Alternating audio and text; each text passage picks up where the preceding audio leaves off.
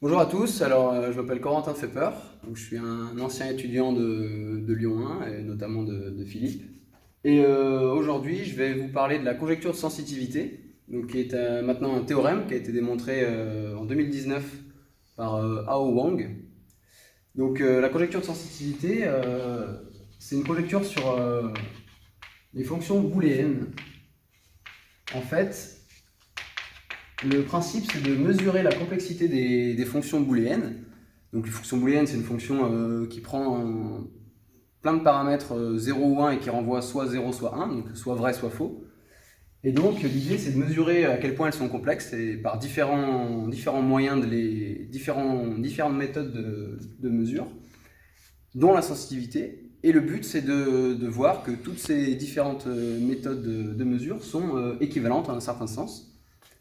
Et donc, il n'y a presque plus que la sensitivité qui résistait encore ces dernières années.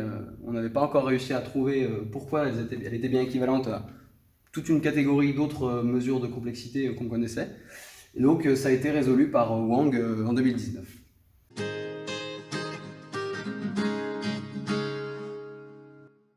Alors, avant de passer directement à la preuve, à ce qu'est la conjecture et à sa preuve, on va s'intéresser un peu à ce que c'est l'hypercube, et notamment au sous-graphe de l'hypercube. Alors, j'appelle Qn l'hypercube en dimension n. Alors, qu'est-ce que ça veut dire?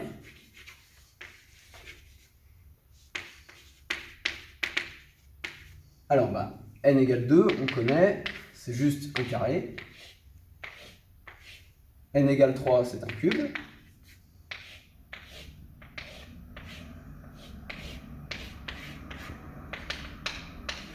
Alors, n égale 4, ça commence à déjà être un peu plus compliqué à dessiner, mais il y a quand même une technique pour dessiner un hypercube de dimension 4 juste sur le tableau.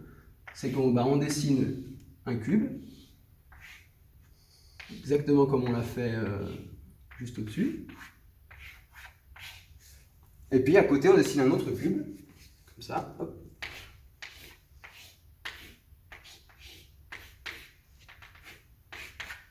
Et on relie les sommets correspondants. Donc ici, là, là, comme ça.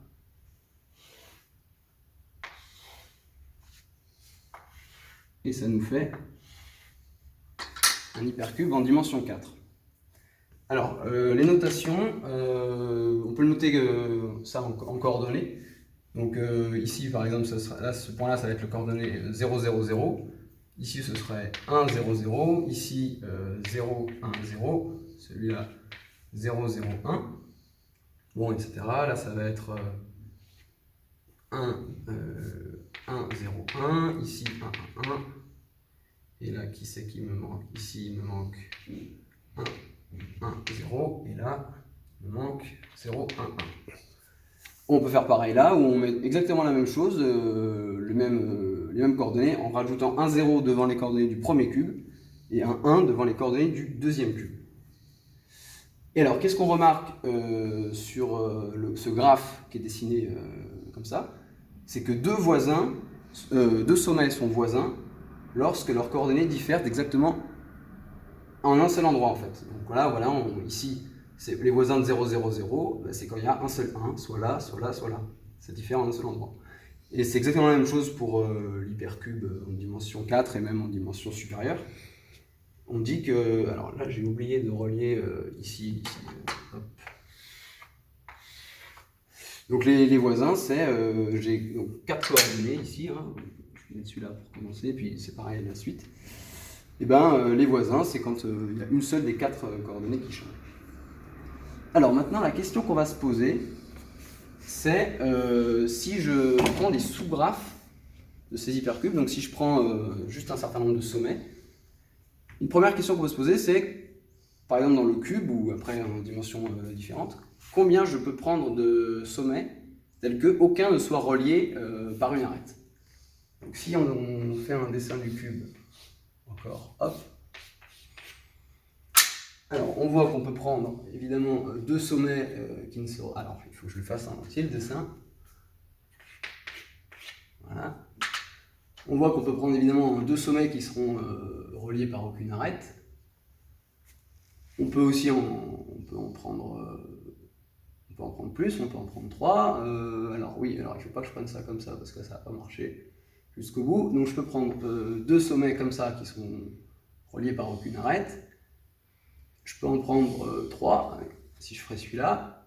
Et je peux en prendre un 4e avec celui-là. En fait, j'ai 2 manières de faire ça. C'est, vous voyez, là, ça forme un tétraèdre à l'intérieur du cube. Et j'ai le tétraèdre en prenant les 4 autres sommets là, que je n'ai pas choisis. Donc vous voyez que là, je peux choisir 4 sommets.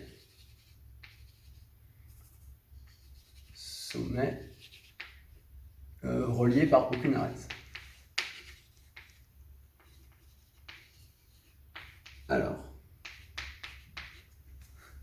dans l'hypercube en dimension supérieure, eh ben, je peux faire la même chose avec 8 sommets, puisque si j'ai pris ces 4 sommets-là dans le cube, eh ben, dans le deuxième cube qui sera dessiné à côté, je prendrai les 4 sommets opposés.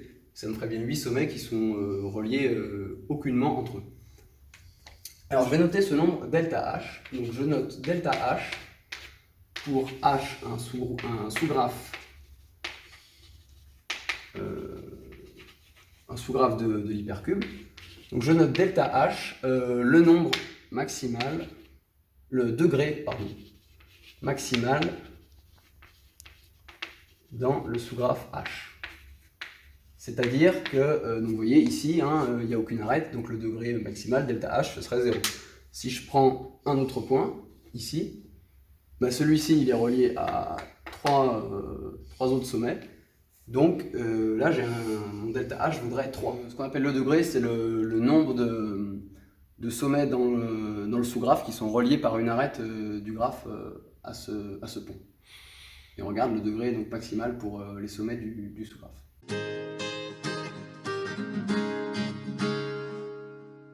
Ok, donc maintenant une autre question qu'on va se poser, c'est là on a vu que sur cet exemple là, donc j'avais mes 4 qui n'étaient pas reliés, j'en ai rajouté un, ça faisait un degré 3. Est-ce que c'est possible d'en avoir alors 5 sommets qui seraient reliés par 0 arête? Là c'est assez facile de se convaincre que c'est impossible d'avoir un degré 0 avec 5 sommets. Mais est-ce qu'on peut quand même faire mieux que 3? Alors on va voir. Donc, si je prends un cube, d'accord. Et là, je voudrais prendre 5 sommets et idéalement faire en sorte que le degré maximal soit juste 1. Parce que bon, on a vu que pour 4 sommets, on pouvait prendre degré 0. Est-ce qu'on peut prendre juste 1? Alors si j'essaye de faire juste 1, bon, j'aurais par exemple deux sommets là qui seraient reliés. Maintenant, j'essaye de ne pas avoir de degré 2, donc je vais prendre les sommets en face. Là, j'ai pas de degré 2. J'ai degré maximal 1, mais là on voit que si je veux rajouter encore un sommet, où que j'aille, j'ai pas trop le choix, j'aurai forcément un degré 2. Donc on voit que pour 4 sommets, je peux faire degré 0. Mais dès que je passe à 5 sommets, je suis obligé d'avoir minimum degré 2. Bon, alors on pourrait regarder ça en dimension supérieure, là ça deviendrait vraiment compliqué à se convaincre avec les mains que c'est vrai. Si je prends l'hypercube en dimension 4, c'est la même chose, avec 8 sommets, je peux faire du degré 0, avec 9 sommets, je suis obligé de faire du degré 2 déjà. En dimension 5, c'est encore pire, c'est-à-dire que avec 16 sommets, je peux faire 16 sommets de degré 0, donc toujours la même méthode, j'en prends 1 sur 2. Et par contre, pour 17 sommets, là j'aurai au moins un degré 3. Et donc ce résultat se généralise, et c'est ça qu'a démontré Wang, donc en 2019. Ça dit que si je prends un sous-graphe de l'hypercube en dimension n, donc n quelconque,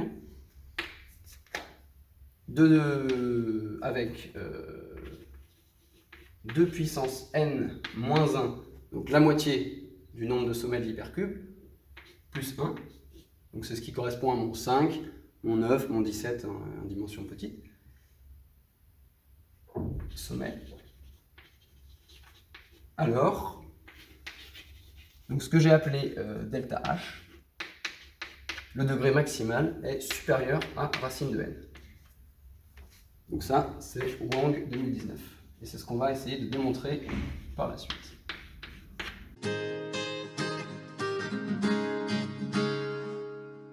Alors, donc maintenant, on va voir pourquoi ces questions-là de degrés sur le graphe, toutes ces petites problématiques, sont reliées à l'étude des fonctions booléennes. Alors, qu'est-ce que c'est une fonction booléenne? Alors, une fonction booléenne, c'est une fonction de 0,1 puissance n dans 0,1. Donc, c'est-à-dire qu'on a une série de paramètres qui valent soit 0, soit 1, donc c'est vrai ou faux, et la fonction renvoie vrai ou faux. Un exemple de fonction booléenne, c'est je prends f de ABC, et puis par exemple, je fais A et B, ou C. Donc après, voilà, c'est plein de mélanges de combinaisons, enfin une combinaison de et, de ou, et puis des propositions. Pour le calcul, qu'est-ce que ça donne si on prend des chiffres, enfin des soit 0, soit 1? Bah ça, c'est le produit XY, qui correspond à A et B, plus Z, et puis il faut enlever, ou Z, et puis il faut enlever l'intersection XYZ. Et donc on peut voir une fonction booléenne sur le graphe de l'hypercube. Donc là, si on dessine ici, on a 3, on a ABC, donc on a un 3, donc on dessine un cube. On va reprendre les notations en coordonnées. Donc là, j'ai 0, 0, 0. Là, je vais avoir 1, 0, 0. Là, je vais avoir 0, 1, 0. 0, 0, 1. Alors ici, 1, 1, 0. Ici, 1, 0, 1. 1, 1, 1. Et ici, il me manque lequel? Il me manque 0, 1, 1. Et bien, quand je fais A et B ou C, donc c'est soit je prends, j'ai le ou C, donc qui correspond au 4 du haut, soit je prends A et B ici. Donc ça veut dire que là j'ai colorié en orange tout ce qui me renvoie 1 à ma fonction booléenne, et puis je colorie d'une autre couleur, en jaune hein, par exemple, tout ce qui va me renvoyer 0. Voilà.